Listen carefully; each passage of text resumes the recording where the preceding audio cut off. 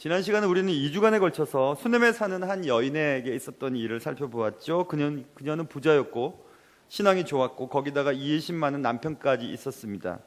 여유있는 돈으로 하나님의 사람 엘리사를 섬겼죠. 작은 방을 하나 지어놓고 침대도 만들어 놓고 책상도 또 촛대도 만들어 놓고 수넴을 지나갈 때마다 엘리사가 거기서 쉴 수 있도록 해주었습니다. 신앙이나 마음 씀씀이가 참 훌륭했던 여인이었죠. 그 여인에게는 아무것도 부족함이 없어 보였습니다. 그러나 모든 것이 충분해 보였던 그 여자에게도 아픔이 있었습니다. 그 아픔은 아들이 없다는 것이었죠. 거기다가 남편은 점점 늙어가고 있었습니다. 하나님은 엘리사, 하나님의 사람을 잘 돌봐 주었던 그 여인에게 엘리사를 통해서 아들을 주시겠다고 약속하셨습니다. 말씀대로 한 해 뒤에 그 가정에 아기 우는 소리가 들리게 되었죠. 그렇게 몇 년이 행복하게 지나갔습니다. 그러나 그 아이가 갑자기 죽음을 당하였고 여인은 엘리사 앞에 엎드리면서 하나님께 간구했습니다. 하나님은 엘리사를 통해서 아이를 살려주셨습니다. 그게 2주 동안 살펴본 하나님이 사람을 치유하시는 능력에 대한 내용들을 살펴보았던 거거든요. 그러니까 하나님은 사람도 치유할 뿐만 아니라 온 우주 만물들을 회복시킬 수 있는 분이신 것을 오늘 살펴보는 기적사건을 통해서 또 배우게 되는 겁니다. 모든 것, 우리의 삶에 있는 모든 것, 우리가 원든지 원치 않든지 어그러지고 왜곡되고 실패하고 좌절하고 슬프고 상처 입고 하는 모든 것들이 회복될 수 있는 능력이 하나님께 있으세요. 근데 그 중에 또 한 가지 기적사건을 살펴보게 될 것입니다. 말씀을 통해서 여러분의 마음속에 갈라져 있는 틈들이 메꿔지길 바라고요. 등 돌리고 있던 관계들이 회복되어지길 바라고 여러분의 삶 속에 무엇인가 힘든 부분들이 다시 치유되는 놀라운 일들이 있으시기를 주님의 이름으로 축원합니다. 자, 오늘 본문이 이렇게 시작됩니다. 엘리사가 다시 길갈에 이르렀다 이렇게 되어 있습니다. 다시 길갈에 이르렀다. 그럼 언젠가 전에 길갈에 있었다는 얘기죠. 다시 길갈에 이르렀는데 길갈에 다시 간 이유는 다른 것 아니었습니다. 그 다음에 나오는 사람들을 보세요. 거기에 선지자들의 제자들이 있었다 이렇게 돼 있잖아요. 그래서 우리가 이미 살펴본 것처럼 엘리야가 하나님 나라로 올라가기 전에 엘리사와 함께 길갈부터 시작해서 베델, 요단, 여리고 이렇게 쭉 다녔던 장면들 여러분 기억해 보세요. 다니면서 그 지역에 있었던 선지자의 제자들을 만나는 장면이 나와요. 거기에 꼭 제자들이 있었거든요. 이 말은 길갈에 있는 선지자의 제자를 다시 만나러 간 겁니다. 다시 얘기하면 그들에게 신학 교육을 가르치러 갔는지 그들을 돌보러 갔는지 아무튼 다시 길갈로 갔었다 이것입니다. 엘리사는 길갈로 갔습니다. 길갈에는 선지자의 공동체, 지금 말하면 신학교가 있었다고 얘기할 수 있어요. 다음 주에 살펴보겠지만 시간이 있으면 거기까지 나가겠지만 일단 다음 주에 본문인 42절부터 44절에 보면 한 100여 명이 식사를 하는 장면이 나와요. 그러면 선지자의 제자들이 한 100명 정도 있었던 것 같아요. 한 100명의 학생을 가진 신학교, 지금으로 말하면 그런 길갈에 있는 학교 신학생들을 가르치기 위해 다시 길갈로 엘리사가 갔었다 이것입니다. 엘리사는 그들을 가르치기 위해 길갈로 갔습니다. 마침 그 땅에는 흉년이 들어 있었습니다. 38절 보세요. 엘리사가 다시 길갈에 이르니 그 땅에 흉년이 들었다 이렇게 되어 있죠. 그 땅에 들은 흉년은 우리가 8장으로 잠깐 넘어가 보시면 8장 1절에 보면 엘리사가 이전에 아들을 다시 살려준 여인에게 이르되 너는 일어나서 내 가족과 함께 거주할 만한 곳으로 가서 거주하라. 여호와께서 기근을 부르셨으니 그대로 이 땅에 7년 동안 임하리라 하는 말씀을 살펴보면 한 7년 정도의 기근이 그 땅에 있었던 것 같아요. 그때 한 7년 동안의 그 흉년이 있었습니다. 얼마나 힘들었겠습니까? 그랬는데 흉년이 들었는데 선지자의 제자들이 엘리사의 앞에 앉은지라. 굉장히 중요한 말씀이고 또 감동되는 말씀이에요. 흉년이에요. 흉년 때 신학생들처럼 피폐하고 힘든 사람들이 누가 있겠습니까?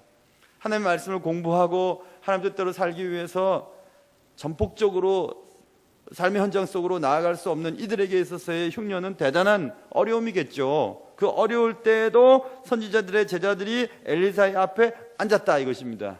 말씀을 듣기 위해 앉았던 거죠. 이 말은 예수님의 발 앞에 앉아있던 마리아를 생각나게 해주는 구절입니다. 누가복음 10장에 보면 예수님께서 한 마을에 들어가시죠. 마르다라고 하는 한 여인이 자기 집으로 영접합니다. 그리고 마리아라고 하는 동생이 그곳에 있었었는데 마리아는 주의 발치에 앉아 그의 말씀을 들었다 이렇게 써 있고요. 마르다는 막 음식을 만드는 장면이 나오죠. 주께서 얘기하죠. 마르다가 동생 마리아가 자신을 도와주지 않는 불평을 하자 마르다에게 얘기합니다. 마르다야, 네가 많은 일로 염려하고 근심하지만 몇 가지만 하든지 혹은 한 가지만이라도 해라. 마리아는 좋은 일을 택하였으니까 빼앗기지 않을 거야. 이렇게 말씀하시면서 마리아가 예수님의 발 앞에 엎드려 앉아서 말씀을 들으려고 하고 있는 것을 매우 귀하게 중요하게 여기셨다는 장면이 나오고 있잖아요. 이 말은 딱 그것입니다. 그들은 굶주려 있었습니다. 여기 계시는 분들 시간이 돈이신 분들도 있잖아요. 지금 바깥에 나가서 사업하고 누구와 계약하고 일하면은 훨씬 더 윤택한 삶을 살 수 있는 분들이 계시지만 이 예배를 말씀을 듣기 위해 나와서 앉아 있는 여러분들을 하나님이 굉장히 귀하게 여기십니다. 너무너무 귀하게 여기세요. 오늘 선지자의 제자들이 흉년의 때에도 일터에 나가지 않고 하나님의 말씀을 듣기 위해 엘리사 앞에 앉아 있는지라 이렇게 써 있잖아요. 얼마나 중요한 얘기인지 모릅니다. 모든 사람이 굶주리고 있었던 그 흉년의 때 신학생들의 굶주림은 말할 필요조차 없었을 것입니다. 그러나 그들은 육신의 굶주림보다 영혼의 굶주림을 채우는 일에 더욱 갈망하였습니다. 역시 하나님의 사람들답죠? 선지자 제자들은 무엇이 더욱 급하고 간절한지를 아는 사람들이었습니다. 주님도 말씀하셨죠. 신약시대에 와서 너희는 먼저 해야 될 게 있는데 그것은 그의 나라와 그의 의를 구하라. 그러면 이 모든 것을 너에게 더하실 거야. 더할 거야. 이렇게 말씀하셨어요. 그러니까 먼저 해야 될 것과 나중에 해야 될 것을 정확하게 알라는 것입니다. 사업을 해야 되고요. 지금 장사도 해야 되고 가게문도 열어야 되는데 하나님의 말씀이 더 중요하다고 믿는 거죠. 요한 3서 2절에도 사랑하는 자여 내 영혼이 잘됨 같이 내가 범사에 잘되고 강건하기를 내가 간구하노라 이렇게 돼 있어요. 내 영혼이 잘됨 같이 네가 모든 일이 잘되고 강건하기를 내가 간구한다. 영혼이 잘돼야 모든 것이 잘됩니다. 신앙이 똑바라야 우리가 하는 사업과 모든 것이 잘됩니다. 여러분 교회가 시끄러워 보세요. 교회가 시끄러우면 하는 일마다 안 돼요. 하는 일마다 아무것도 할 수가 없어요. 집에 경사가 나도 경사를 얘기할 수도 없고요. 장례가 나도 슬퍼할 수도 없고 아무것도 할 수 없습니다. 그래서 교회가 편안을 해야 되고 여러분의 신앙생활이 굉장히 중요한 것입니다. 일단 신앙이 바로 서야 그 다음부터 모든 것이 할 수가 있는 겁니다. 여러분에게 이런 신앙의 평안함이 있기를 주님의 이름으로 축원합니다. 그래서 고린도전서에 바울이 그런즉 너희가 먹든지 마시든지 무엇을 하든지 다 하나님의 영광을 위하여 하라 이렇게 돼 있죠. 하나님의 영광을 위해서 한다. 이게 무엇입니까? 무엇을 하든지 하나님의 일을 먼저 추구하는 것입니다. 예배 드리고 뭐 해야지 이것이죠. 예를 들면 그래서 굉장히 지역교회의 역할이 굉장히 중요합니다. 조금 전까지 어떤 책을 읽다가 왔는데요. 그 지역교회의 기능 가운데서 상당한 중요한 기능이 하나가 있는데 그것은 지역에 있기 때문에 지역 주민들, 특별히 교회가 그리 멀지 않은 사람들에게 교회는 우리의 신앙의 어떤 중요한 중심점이 되는 거죠. 제가 여러 번 말씀드린 것처럼 거리가 멀기 때문에 멀다고 얘기하는 게 아니에요. 거리가 멀면 마음이 멀어지기 때문에 거리가 중요하게 되는 것입니다. 그래서 예전 분들 보면 월세를 살아도 교회 근처로 다 월세 집을 정하고 이러지 않았습니까? 교회가 이사 가면 우리도 이사하고 막 그랬잖아요. 요즘은 잘 안 그러죠. 차가 있기 때문에 그러죠. 그러니 우리는 항상 내 영혼을 먼저 살펴보아야 해요. 내 영혼이 지금 잘 되고 있는가? 내 영혼이 문제가 없는가? 그걸 살펴보고 그 다음에 다른 일들도 잘 될 것을 기대해야만 합니다. 내 영혼이 잘 되지 않는데 다른 일이 잘 될 리가 없습니다. 내 영혼이 잘 되지 않으면서 다른 일이 잘 될 때는 사실 두려워해야 돼요. 걱정해야 돼요. 이러다가 완전 망치지 않을까? 이렇게 걱정해야 됩니다.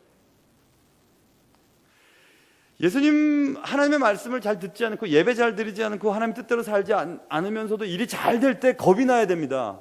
큰일 나겠네. 이러다가 한 번에 망할 수가 있을 텐데 겁이 나야 돼요.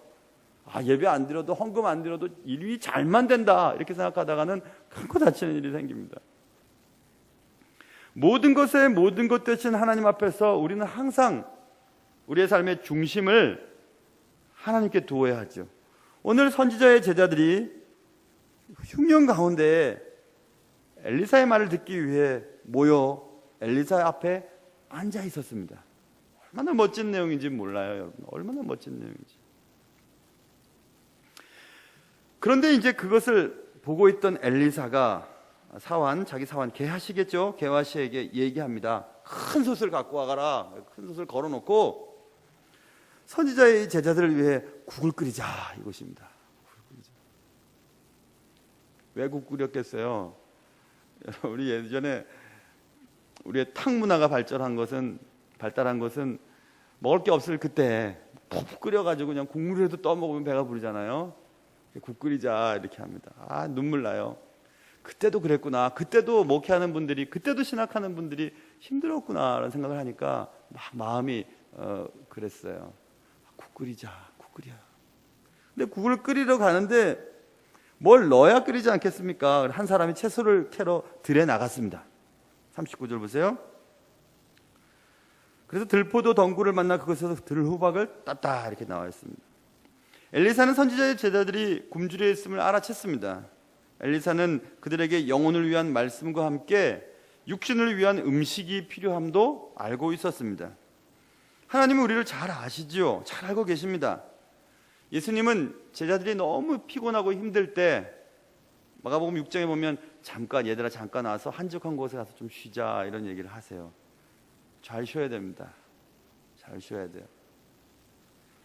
그리고 막 세금 낼 돈이 없어서 막 그냥 너무너무 힘들어할 때 주님이 저희가 가가지고 물고기 한 마리 잡아봐. 물고기 딱 잡았더니 물고기 뱃속에서 한 세겔 동전이 나오잖아요.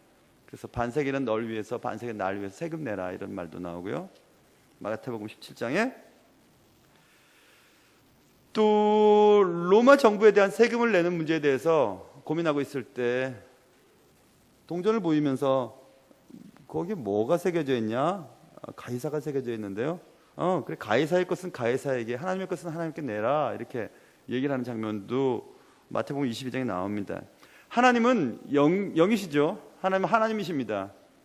분명히 영적인 것이 소중하고 중요하지만 우리가 이 땅에 발을 딛고 살아가고 있다는 것도 주님은 충분히 이해하시는 분이세요. 우리가 이 땅에서 말씀만 갖고 살 수 없다는 것 알고 계십니다. 그럼에도 불구하고 우리에게 말씀을 강조하는 이유는 그것이 더 중요하기 때문에 그런 거예요. 하나님은 우리가 영혼뿐 아니라 육신을 가지고 있는 연약한 존재임을 잘 알고 계십니다. 하나님의 일을 이렇게 하다가 내가 하나님의 일에 이렇게 열심을 내다가 나 굶어 죽는 것 아니야? 절대 굶어 죽지 안 하십니다. 절대 굶어 죽지 안 하세요. 여러분들도 보시다시피 하나님의 나라를 위해 헌신하는 목회자나 선교사님들의 자녀들을 하나님 책임져 주십니다. 어떤 방법을 통해서든 책임져 주세요. 여러분 그거 보시잖아요. 아무리 우리가 좋은 학원에 보내고 좋은 학교를 보내고 또 좋은 유산을 물려주더라도 영혼이 잘못되어 있으면 말짱 헛거라는 거 여러분 아시잖아요. 그렇기 때문에 우리는 하나님의 일을 위해서 먼저 애를 써야 합니다. 그러면 여러분의 자녀들에게도 그 축복이, 영적인 유산이 상속될 수 있어요. 그런데 두렵죠. 내가 이렇게 하다가 망하는 것 아니야? 이렇게 하다가 굶어 죽는 것 아니야? 절대로 안 굶어 죽습니다. 한번 해보세요. 절대로 굶어 죽지 않습니다. 절대로 굶어 죽지 않아요.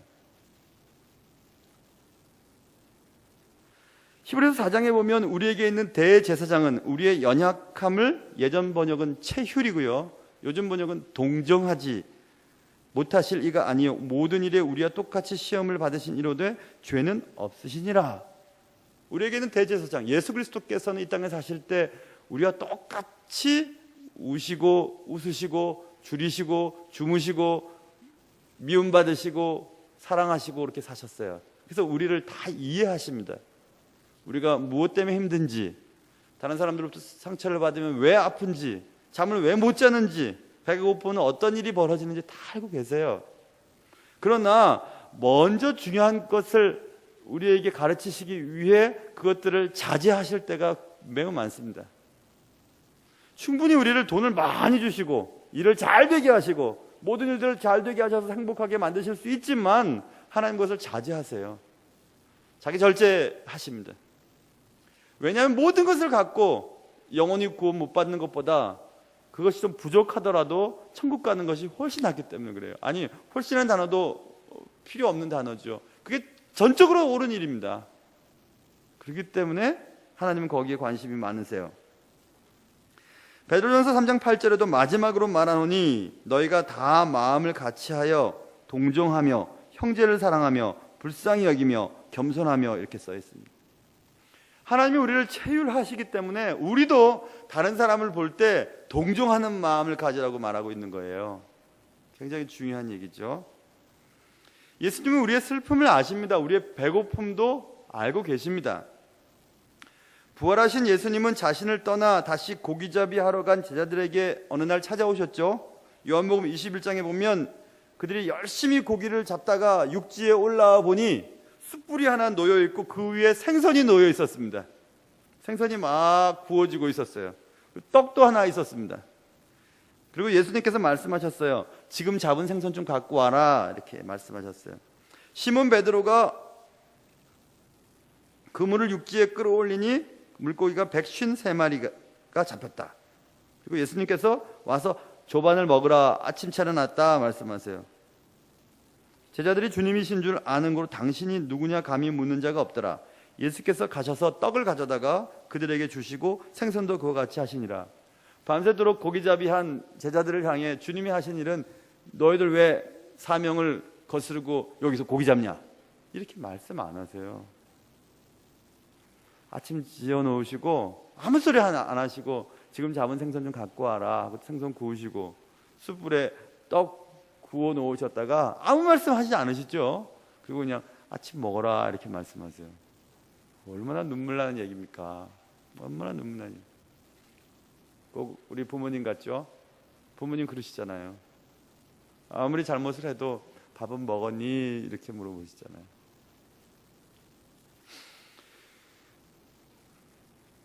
그래서 우리도 오늘 선지자가 엘리사가 제자들을 위해 국을 끓이자, 국을 끓여라 이렇게 하는 말을 잘 주의 깊게 살펴봐야 합니다.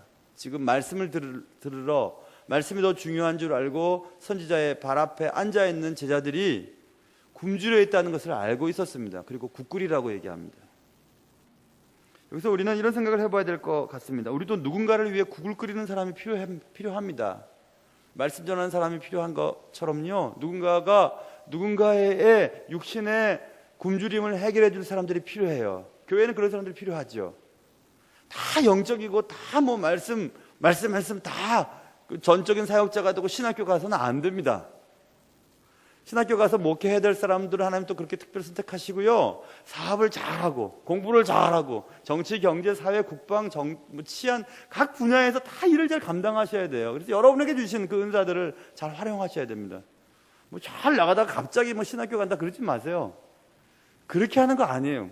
하나님은 일이 안 돼서 우리를 부르시긴 하지만 어릴 때부터 하나님 앞에 하나님에 대한 나라에 대한 꿈을 꾸고 어릴 때부터 잘 거룩한 일을 하면서 뭐 특별히 나쁜 짓 하지 않고 그렇게 잘 자란 분들을 더 잘 쓰세요. 뭐 우리는 뭐 극적인 그런 전도, 극적인 뭐 회개에 대한 부분들을 보면서 우리는 감동을 받지 않습니까? 세상 속에서 막 이렇게 살다가 갑자기 주님을 만나가지고 신학교 가서 목사 됐다. 감동을 받지만 그분들의 그런 옛적인 습성이 남아있어요. 목회할 때도 막 그냥 그런 모습들로 목회를 하는 분들이 있거든요. 그래서 과히 좋다고 생각 안 합니다. 하나님의 부름을 받고 하나님의 쓰임을 받을 사람들은 어릴 때부터 마치 복음서에 나타나 있는 것처럼 요한은 어릴 때부터 소주나 독주를 마시지 아니하였더라 이런 말이 나와 있잖아요. 그것처럼 어릴 때부터 잘 말씀 안에서 잘 자란 사람들이 신학교 가고 목회자가 되어서 거룩성을 가지고 백성들에게, 성도들에게 영향력을 미치는 그런 것이 저는 더 좋다고 생각합니다. 그런 길을 가지 않았던 여러분들이라면 여러분에게 허락하신 하나님이 주신 특별한 은사들이 있지 않습니까? 말을 잘해서 장사를 잘하는 분이 있고요, 기술이 좋아서 다른 사람을 고치는 전문적인 일을 하는 분들도 있고요. 그런 분들 각각 그 맡은 일이 다 귀한 일이에요. 꼭 신학교 가서 목회를 하는 것이 좋은 일은 아닙니다. 목사는 누구나 될 수 있지만 목회는 누구나 할 수 있는 일이 아니에요. 제가 해보니까 그래요. 공부하면 목사는 딸 수 있지만 목회는 아무나 할 수 있는 게 아니더라고요. 목회는 하나님 주신 사명을 가진 사람만이 견디며 할 수 있는 거예요. 돈을 바라고 하겠습니까? 명예를 바라겠습니까? 요즘 같은 때 뭘 바라면서 목회를 하겠어요? 쉬운 일이 아닙니다. 그러니 여러분께 지금 맡기신 일들, 그 일에 더욱더 열심을 내세요. 지금까지 어디까지 갔는지는 모르겠지만 그 일을 끝까지 하십시오. 그래서 하나님의 큰 영광의 큰 나라 속에서 여러분이 맡겨진 일들을 잘 감당하실 수 있는 그런 은혜가 있으시기를 주님의 이름으로 축원합니다. 그렇기 때문에 누군가 국을 끓여야 되지 않겠습니까? 누군가는 국을 끓여야 되겠죠. 좀 더 많은 사람들이 생명을 유지할 수 있도록 국을 끓이는 사람이 있어야 되지 않겠습니까? 복음만이 세상 사람들을 살릴 수 없어요. 복음과 빵이 같이 가야 합니다. 누군가 열심히 돈을 벌어서 교회 헌금을 많이 하고 그 헌금 가지고 또 복음의 일을 하는 거지요. 뭐 교회가 그렇게 해야 되겠죠. 요즘에 교회가 큰 교회는 자꾸 커지고 있고요, 작은 교회는 자꾸 작아지고 있고, 개척교회는 가려고 하는 사람들은 없고 고생하기 싫고 이러니까 개척교회 목사님들이 막 목회도 하면서 택시 운전도 하고 장사도 하고 뭐 일용직 일도 하고 그렇게 하는데 그거 안 됩니다. 그렇게 해서 교회도 안 되고요, 사명도 다 잃어버리고요, 그 교회에 다니는 성도들도 다 영양실조에 걸려요. 어떻게 전폭적으로 주의 말씀을 연구하고 그 성도들을 위해서 기도하기도 힘든데 다른 세상의 일을 하면서 또 주의 복음을 감당할 수 있겠어요? 안 됩니다. 왜 그렇게 될까요? 누군가가 돈 버는 일은 해야 합니다. 누군가는 국을 끓여야 되죠. 국을 끓여서 먹여서 생명을 연장시키고 말씀도 전하고 그래야 되죠. 그러니 여러분 돈 많이 보세요. 될 수 있으면 많이 보시고 국 끓이는 일을 많이 하셔야 돼요. 국 끓여놓고 국 먹여놓고 정신 차리게 해놓고 복음을 전해야죠. 교회만 와세요. 교회 오시면 됩니다. 교회에서 기도하면 다 해결됩니다. 절대 그렇게 하나님이 그렇게 하시지 않으세요. 여러분 한번 해보세요. 뭐 한 100일 이렇게 작정하고 기도해보세요. 앞에 딱 100만 원 같은 게 탁 등장하나? 안 그럽니다. 그렇게 안 해요. 하나님 그렇게 안 하세요. 누군가는 국을 끓여야 하고요, 누군가는 말씀을 전해야 하고요, 누군가는 뭘 해야 합니다. 다 해야 됩니다.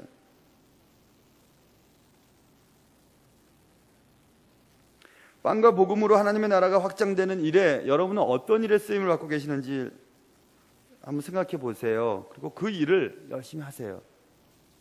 국 끓이는 일이 말씀 전하겠다고 하지도 말고요, 말씀 전하는 일이 국을 끓여야 되니까 국 끓이도록 하지 말게 여러분들이 하셔야 돼요. 그래서 우리 교회가 이 지역에 있는 개척교회와 또 여러 교회들을 더 많이 도왔으면 좋겠다는 생각이 들어요. 그러려면 재정이 있어야 되잖아요. 그러니까 여러분 국을 많이 끓이세요. 그리고 또 한 가지 더, 국을 끓인 다음에 여러분만 드시지 마세요. 나눠 먹어야 돼요. 나눠 먹어야 돼요. 그런데 문제가 생겼어요. 보면 국을 끓여서 맛을 보던 어떤 분이 소리를 지르기 시작합니다. 하나님의 사람이야, 솥에 죽음의 독이 있습니다 하고 소리를 지르기 시작했어요. 큰일 날 뻔했죠. 선지자들의 제자들이 먹기 위해 끓인 국에는 독이 있었습니다. 죽음의 독이 있다고 말하고 있죠. 40절, 죽음의 독. 그리하여 능히 먹지 못하였습니다. 왜 제자들은 독이 있는 들호박을 따서 썰어 국을 끓였을까? 이유는 39절, 썰어 넣은 채소가 무엇인지 알지 못한지라 39절 써있죠. 잘 몰랐어요. 잘 모르고 넣은 거예요. 들포도 덩굴을 만났어요. 채소를 캐러 들에 나간 사람이 39절 들포도 덩굴이었어요. 그런데 거기에 들호박이 열려 있었어요. 그것을 따서 채소를 막 썰어서 국을 끓였어요. 그 채소의 정체가 불분명하잖아요, 여러분. 포도동굴 같은 데서 호박 열매가 있었어요. 뭔가 좀 이상하지요? 정체를 알 수 없는 것을 왜 먹으려고 했을까? 그들은 흉년 들어 매우 굶주려 있었고 들포도 덩굴을 만나 그것에서 들호박을 땄으니 문제될 것이 없다고 생각했을 것이지요. 그러나 분명히 좀 이상했습니다. 여러분 생각해 보세요. 포도 덩굴에서 호박이 열려 있어요. 이상하죠? 전혀 못 보던 것이 지금 열려 있는 것입니다. 그러나 덩굴은 포도 덩굴과 비슷하고 열매는 호박과 비슷하니 에이 괜찮겠지 하고 따서 듬성듬성 썰어서 국 끓여서 먹은 겁니다. 이걸 보면서 저 옛날 생각나요. 미국 처음 갔는데요. 미국 처음 가서 아내랑 가져오기 전에 제가 6개월 먼저 미국에 있었거든요. 근데 처음엔 기숙사에 살다가 이제 한국 학생들 몇 명과 아파트를 얻어서 살았는데 돌아가면서 이제 밥을 이렇게 하기로 했어요. 한 사람이 밥을 하면 한 사람은 설거지하고 한 사람은 청소하고 이렇게 세 사람이 이렇게 했는데 제가 다른 건 다 해도 뭐 잘하는 건 없지만 아무튼 좀 해도 음식을 잘 못 만들어요. 다리미질하고. 근데 음식을 만들어야 되겠는데 된장국을 끓이기로 했어요. 순번이 이렇게 돼서. 근데 된장을 끓이는데 분명히 된장을 풀어넣는 것까지는 잘했는데 그 다음에 호박을 이렇게 듬성듬성 썰어 넣었던 게 기억이 났어요. 호박을 탁 썰어 놓고 이제 멋지게 이제 만들어 가지고 이제 탁 상을 놓고 이제 먹자고 했는데 다 숟갈을 들자마자 막 퇴퇴퇴 했어요. 호박을 분명히 나는 호박을 썰어 놨다고 생각했는데 오이를 썰어 넣었어요. 오이를 썰어 가지고 푹푹 그냥 끓여 놨으니 맛이 얼마나 이상했는지. 그 다음부터는 음식을 안 만들고 전 청소만 했습니다. 미국 그 오이가 호박만큼 크거든요. 굵거든요. 그래서 난 호박인 줄 알았어요, 정말. 근데 자르면서 왜 호박에 이렇게 여드름 같은 게 튀어나와 있을까 하고 이렇게 쓸긴 쓸었죠. 근데 그게 오이였었습니다. 그러니까 비슷했지만 그건 아니었어요. 그렇죠? 비슷했지만 군대 훈련을 하고 있었었는데 드릅이라고 있잖아요. 드릅나물. 드릅이 곱창에 찍으면 맛있지 않습니까? 그 드릅을 막 이제 병사들이 막 따왔어요. 따와가지고 막 주었어요. 그래서 이제 뭐 이렇게 먹다가 보니까 그 옆에 계시던 그 인사계 이렇게 그 하사관 그 분이 이게 드시면 안 된다고 보니 막 드시지 말라고 막 그랬어요. 보니까 드릅하고 그 온나무 순하고 비슷하게 생겼대요. 병사들이 온나무 순을 딱 따와가지고 먹으라 그랬던 거예요. 드릅인 줄 알았죠. 오늘 한번 제가 조사해봤어요. 온나무 순도 먹을 수 있나? 근데 독을 빼고 먹어야 된다네요. 그건 또 안 그러면 옷이 막 이렇게 읊는다고 제가 오늘 인터넷에 뒤져보니까 그렇더라고요. 비슷하다고 해서 똑같은 건 아니에요. 그렇죠? 전문가가 아니면 잘 분간할 수 없는 것들이 세상에 너무 많습니다. 채소도 그렇고요. 나무도 그렇고 비슷한 것 같은데 아니에요. 곤충은 이름도 정말 모르겠어요. 짐승도 그렇고 말입니다. 물고기는 정말 희한한 이름이 많더라고요. 그래서 이 채소와 나무와 곤충과 짐승과 물고기가 인간에게 득이 되는지 해가 되는지 모르겠습니다. 그럴 땐 어떻게 되냐 하면 전문가에게 물어보면 돼요. 보기에는 괜찮아 보이고 자기 생각에는 별 문제가 없어 보이는 것들 가운데 제일 큰 문제가 뭔지 아세요? 그건 이단이에요. 보기에는 괜찮아 보여요. 비슷해요. 성경도 갖고 다니고요. 뭐 성경 말씀도 가르치는 것 같아요. 비슷해요. 그러나 그게 독이 돼요, 여러분. 창세기 3장에 보면 하나님께서 동산 중앙에 있는 건 먹지 마라 이렇게 말했습니다. 여자가 그 나무를 본즉 먹음직도 하고 보암직도 하고 지혜롭게 할 만큼 탐스럽기도 한 나무인지라. 여자가 그 열매를 따먹고 자기와 함께 있는 남편에게도 주매 그도 먹은지라. 보기에 좋았어요. 먹기도 괜찮은 것 같았어요. 다른 열매들과 과히 달라 보이지 않았습니다. 괜찮을 거라고 생각했어요. 그래서 먹었어요. 그게 바로 우리가 지금 이렇게 고생하고 있는 죄의 시작 아닙니까? 보기 좋아도 다 괜찮은 것은 아니죠.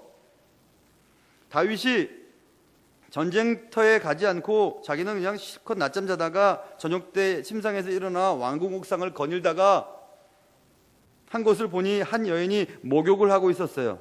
심히 아름다워 보였어요. 거기서부터 시작됐죠. 아름답다고 해서, 아름다워 보이는 것이라고 해서 보기 좋아도 괜찮아 보여도 다 좋은 게 아닙니다. 잠언에 보면 대저 음녀의 입술은 꿀을 떨어뜨리며, 꿀처럼 달다는 거죠. 그의 입은 기름보다 미끄러우나, 음녀의 입술이 미끄럽대요. 나중은 쑥같이 쓰고 두 날 가진 칼같이 날카로우며 그의 발은 사지로 내려가며 그의 걸음은 스올로 나아가나니 이렇게 써 있습니다. 처음에는 괜찮은 것처럼 보였어요.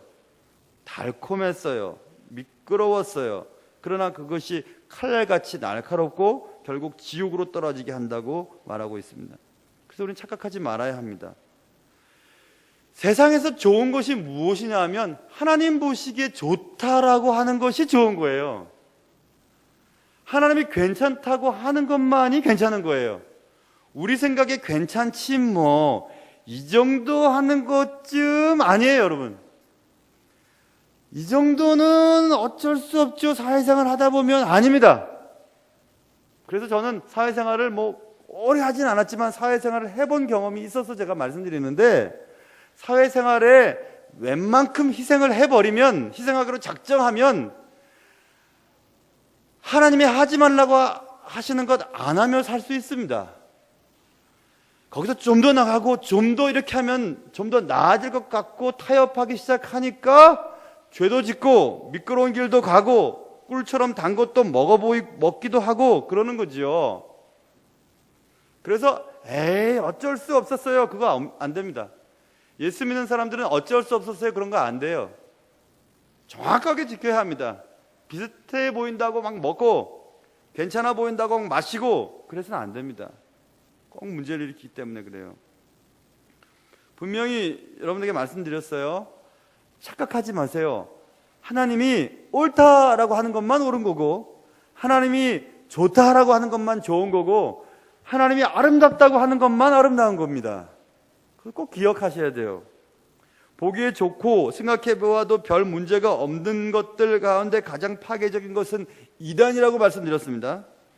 알지 못해 독국을 끓였던 선지자의 제자들은 여기 보면 무엇인지 알지 못했지만 먹으려고 했기 때문에 그랬죠. 그래서 생명을 잃을 뻔했습니다. 무엇인지 알지 못할 때는 전문가에게 물어보셔야 합니다. 물어보기 전에 쉽게 먹으려고 해서는 안 되죠. 정체를 알 수 없었어요. 들포도 덩굴에 들후박이 열려 있었어요. 이것도 아니고 저것도 아니에요. 그럴 때는 일단 멈춰야 됩니다. 이게 이단이 아닌지, 이 말이 맞는 얘기인지 아닌지, 이게 뜻이 옳은 건지 아닌지라고 여러분이 마음속에 뭐가 좀 그러면, 좀 많이 불편하면 한 발 더 나가시면 안 돼요. 그때 물어보세요. 저한테 물어보시든가 부모 목사님들한테 물어보세요. 친절하게 가르쳐 주십니다. 특별히 우리 교회가 속해 있는 대한민국 장로회 합동 측은 말씀 중심의 교단이에요. 그래서 말씀만 가르칩니다. 그래서 재미없을지도 모르겠어요. 맨날 교회 오면 목사님은 막 목이 터져라고 얘기하는데 우리의 삶과는 상관없는 것처럼 느껴지기도 하고 그렇지만 결국 말씀 중심의 신앙생활이 결국 잘 돼요. 결국 잘 됩니다. 한국에는 이 합동측 교단이 제일 잘 되고요.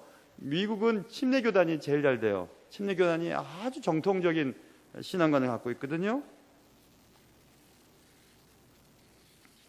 여러분, 그래서 정체불명인 그런 교회, 성경 공부, 그런 신학적인 사상에 마음을 주거나 거기에 푹 빠지거나 그래서는 안 됩니다. 저한테 꼭 물어봐 주세요. 꼭 물어봐 주세요. 엘리사와 선지자의 제자들은 소태에 죽음의 독이 있다는 것을 알게 되었죠. 생명을 연장시키기 위해 국을 끓였는데 그 국을 먹으면 죽는 거예요, 여러분. 그런 게 세상에 참 많습니다. 이렇게 하면 내가 즐거울 것 같은데 거기에 빠지면 죽는 일들이 많아요. 이렇게 하면 내가 잘 될 것 같은데 그 일 그렇게 하면 아예 그 길이 막혀버린 일들이 많습니다. 그게 바로 우리가 생각하는 잔머리와 하나님의 계획의 차이죠. 이렇게 하면 잘 될 것 같아. 사업도 잘 될 것 같고 승진도 잘 될 것 같고 학교도 잘 들어갈 것 같고 교회도 성장할 것 같은데 그렇게 하면 안 돼요. 항상 정도를 가야 되죠. 하나님이 기뻐하신 일을 해야 되죠.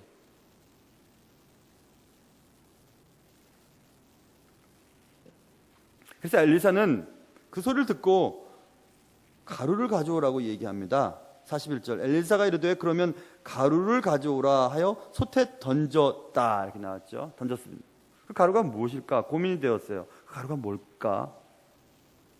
가루가 뭘까요? 2장에 보면 그 샘이 먹을 수 없어서 그 샘물을 고칠 때 소금을 뿌린 장면이 나오거든요. 그럼 소금이었을까? 그 가루가? 그런데 성경은 여기 본문에서는 소금이라고 말하지를 않아요.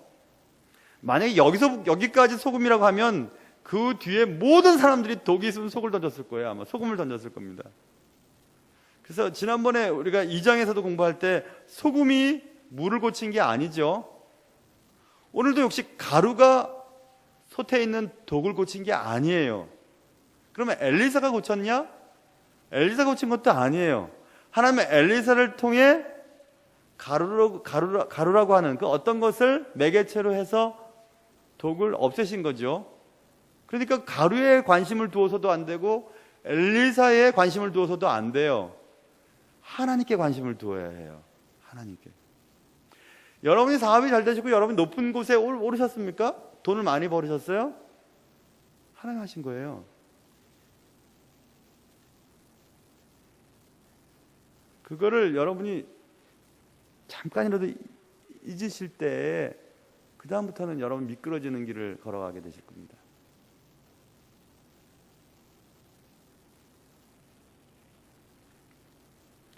여기서 저는 고민이 하나 빠졌어요. 그렇다면 솥 안에 있었던 독을 없애셨던 걸까? 아니면 가루의 효능보다는 하나님께서 그 독을 마셔도 독의 영향을 받지 않게 하셨던 것일까? 어떤 거라고 생각하세요? 솥 가운데 있는 독이 없어진 걸까요? 아니면 솥 안에 독은 있었지만 먹어도 전혀 영향을 끼치지 않았던 걸까요? 어떤 걸까요, 여러분? 힌트는 성경에서 찾아봐야죠. 우리 생각이 아니라. 바울이 멜리드 섬에서 있을 때, 그러니까 배가 파선해서 섬에 정착하게 됐잖아요. 그 이제 몸을 말리기 위해서 불을 막 피울 때 바울이 막 나무를 해다가 와가지고 막 그 모닥불을 피우는 장면이 나오는데 그 나무 묶음 속에 독사 한 마리가 들어 있었죠. 그래서 나무를 이렇게 불에 떼려고 할 때 독사 한 마리가 바울의 손을 물고 있었습니다. 원주민들이 이 짐승이 그 손에 매달려 있음을 보고 서로 말하되 진실로 이 사람은 살인한 자로다. 바다에서는 구조를 받았으나 공의가 그를 살지 못하게 함이로다 하더니 죄를 지었기 때문에 독사가 그 사람만 물었다고 생각했던 겁니다. 그런데 바울이 털어버렸어요. 그러자 그 짐승이 불에 떨어져서 뱀구이가 돼버렸어요. 그리고 이제 원주민들은 생각했죠. 이제 곧 금방 쓰러지겠지. 독 때문에 막 얼굴이 파랗게 되겠지. 몸이 막 붓겠지? 라고 기대했는데 바울은 아무렇지도 않았어요. 거기서 우리 힌트를 얻을 수 있죠. 독이 들어갔지만 독이 영향을 주지를 않았던 거죠. 맞죠? 분명히 독사가 물었지만 그 독이 바울에게 아무런 영향을 주지 않았어요. 여기서 우리는 한 가지 힌트를 얻을 수 있습니다. 우리 예수 믿는 사람들은 어려움이 이렇게 비껴나가는 사람들이 아니에요. 어려움이 닥쳐와도 그 어려움 때문에 무너지는 사람들이 아니라는 것입니다. 그걸 기억하셔야 돼요, 여러분. 우리가 예수를 믿으면, 기도하면 우리는 뭐 문제도 안 생기겠지. 뭐 경제적인 문제도 생기지 않고 아이들도 다 잘 되겠지. 우리는 건강하게 살다가 잠자듯이 죽겠지. 안 그렇습니다. 예수 믿는 사람도 사고 당하고요, 어려운 일 당하고요, 사기도 당하고요, 뭐 별의별 일들을 많이 당합니다. 그러나 그런 사방으로 우겨쌈을 당하여도 예수님 때문에 넘어지지 않는 것이 그리스도인이에요. 여러분 그걸 생각하셔야 돼요. 그러니 여러분이 예수를 믿는다고 해서 모든 일들이 잘 될 거라고 여기는 순간 그런 일이 생기면 믿음이 떨어져 버립니다. 오히려 이렇게 생각하면 돼요. 예수를 믿었어요. 됐어 이제. 무슨 어려움이 하든지 예수님 때문에 나는 견딜 수 있어. 예수님 한 분 때문에 나는 이제 견딜 수 있어. 이런 믿음을 가지셔야 돼요. 그게 진짜 믿음이에요. 그래서 여러분 이런 생각을 해보면 좋을 것 같아요. 내가 예수를 이렇게 믿는데도 왜 이렇게 나는 왜 이렇게 뭐 어려운 일이 생기고 왜 이럴까? 생깁니다, 여러분. 생겨요. 어려운 일이 생겨요. 왜 예수를 믿는데 나 이렇게 어려움이 생기고 사업도 안 되고 가게도 안 되고 왜 이럴까? 그게 불신앙이에요, 여러분. 이 왜곡된 세상 속에서 우리가 정직하게 살면 살수록 더 힘들어지는 게 이 세상이거든요. 정직하면 더 우리를 속여먹는 게 이 세상인데 이 세상에서 정직하게 살고 하나님의 말씀대로 살면 더 힘든 게 당연하죠. 잘못 가르치고 있는 거죠. 만사형통? 만사형통은 우리가 하는 모든 일들이 잘 되는 게 아니라요, 모든 일들, 어려운 일들, 고민스러운 일들 만나도 견딜 수 있는 힘이 우리 속에 주어지는 것을 말해요. 그것을 우리 믿으셔야 되죠.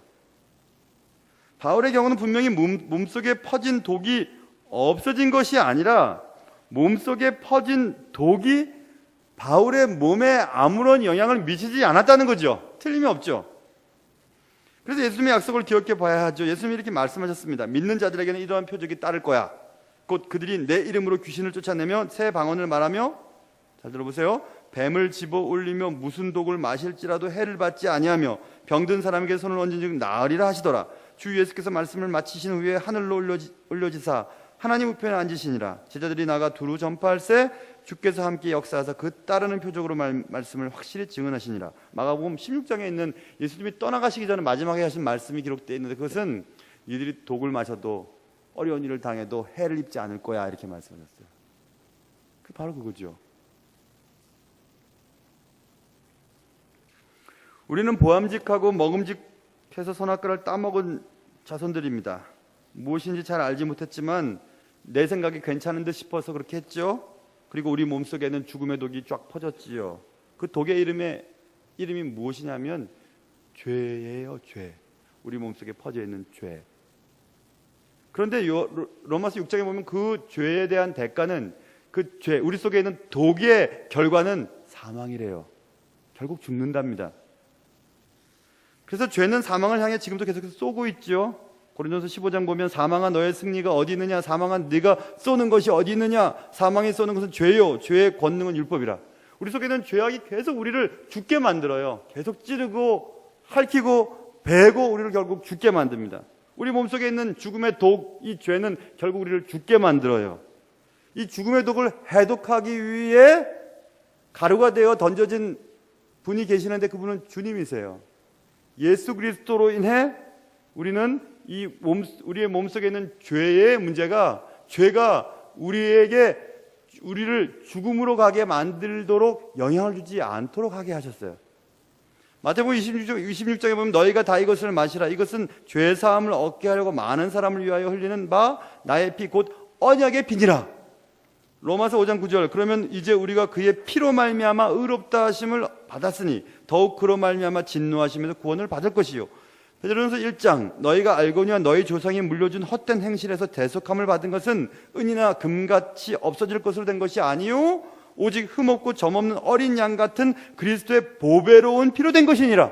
성경은 여러 번 말씀하셨어요. 우리 속에 있는 퍼져가고 있는 독의 문제를 해결할 수 있는 것은 예수 그리스도의 피라고 말씀하고 있습니다. 살기 위해 끓인 국이 죽음을 가져들 뻔했다고 말씀했습니다. 솥에 죽음의 독이 가득하듯 우리 몸에 죽음의 독인 죄가 가득합니다. 석 가운데 독을 없앤 기적은 우리 가운데 있는 죄 사함의 기적을 보여주는 예표와 같습니다. 오늘 우리가 끓이는 국은 무엇일까요? 끓여 먹고 생명을 연장시켜 보려고 비슷한 것들을 막 자꾸 먹고 있잖아요. 무엇인지 알지 못하고 계속 먹고 있죠. 아무거나 먹어서는 안 됩니다. 전문가에게 물어봐야 해요. 비싼 것이 제일 큰 문제를 일으키기 때문에 그래요. 성도도 그렇습니다, 여러분. 그리스도인 같은 사람이 제일 교회에 해를 끼쳐요. 그건 사입이라 그러죠, 여러분. 사입이죠. 그리스도인 같은데 그리스도인 아니에요. 그런 분들이 제일 교회에 욕을 많이 합니다. 신학도 조금 신학 맛을 본 사람이 신학은 어떻다고 저렇다고 얘기를 해요. 군대에도 잠깐 갔다 온 사람이 군대 생활은 어떻다 저렇다 얘기하고요. 해외에도 잠깐 갔다 온 사람이 해외 생활은 어떻다고 얘기해요.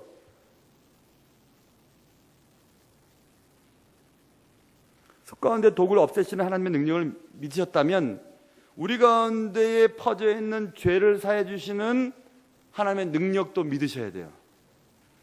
아무리 흉년의 때에도 하나님은 생명을 보존시키기 위해서 솥에 있는 독까지 제거해 가시며, 아니면 그 독이 아무런 영향을 끼치지 않도록 하시면서 선지자의 제자들을 키우시고 그들로 하여금 복음이 전달되도록 하셨죠.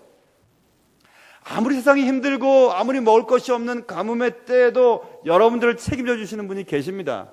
그분은 주님이세요. 여러분들의 몸속에 여러분을 죽게 만드는 그 죄의 문제를 해결해 줄 수 있는 유일한 해결책은 보혈이에요. 주 예수님의 피입니다. 그래야 이제 다가오는 만찬에도 예수 그리스도의 피를 상징하는 포도즙을 마실 때 여러분들의 몸속에 있는 죄악의 문제들이 해결되어지고, 더 이상 죄가 여러분들을 죽게 만든 일에 여러분의 삶을 내놓지 말고 하나님의 은혜 가운데서 더욱더 건강하게 주님의 사람으로 사시다가 주님이 기뻐하시는 때에 주님의 나라로 갈 수 있는 여러분과 저의 삶이 되시기를 주님의 이름으로 축원합니다.